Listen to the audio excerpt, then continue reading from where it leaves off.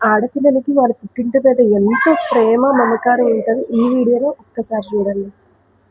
రాముడు వెళ్ళి పట్టాభిషేకం సీత అని చెప్పగానే ఆవిడ వెంటనే బీరువాలో చీరలు తీసి మంచం మీద పరిచేసి ఈ చీర కట్టుకోమంటారో చెప్పండి అది. ఆయన ఉదాహరణ ఇది కట్టుకో, నాకు నచ్చింది మీకెలా నచ్చింది అన్నట్టు. నాకు తెలుసులే అన్నట్టు. ఏంటో తెలుసా, అది పెళ్లినాడు జనక మహారాజు పెట్టిన చీర. నచ్చక ఏమవుతుందండి, వాళ్ళ నాన్న పెట్టాడు. మొగుడు 10,000 పెట్టుకున్నా నచ్చదమ్మా, పుట్టింటి వాళ్ళు 1000 రూపాయలు పెట్టుకున్నా నచ్చుతుంది. మహిళలకి నమస్కారం.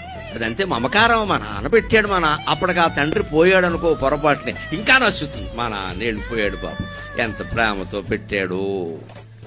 ఈ మొగుడికి చికగ్గా ఉండి 1,00,000 రూపాయల చీర కొన్నాను, ఏ మాట చెప్పట్లేదు ఇక్కడ. అంతే, అదంతే. దాన్ని నవ్వేసి ఊరుకోవడమే, తగాదా పెట్టుకోకూడదు. అందుకే రాముడు మనసులో నవ్వుకున్నాడు. అది వాళ్ళ నాన్నగారు పెట్టించారా, పెళ్లి రోజు కట్టుకుందని నాకు తెలుసు అది. అందుకే అక్కడ వేలెట్టాడేనా. వారి ఇష్టమే మన ఇష్టం అనుకుంటే అయిపోయాయి. మన ఇష్టం దేనికి ప్రత్యేకంగా, మనస్సులో ఏ కల్మషము లేనివాడు ఎదుటి వాళ్ళ ఇష్టానికి ప్రాధాన్యం ఇస్తాడు. అప్పుడు జీవితం బాగుంటుంది, జీవితం బాగుంటుంది ఖచ్చితంగా.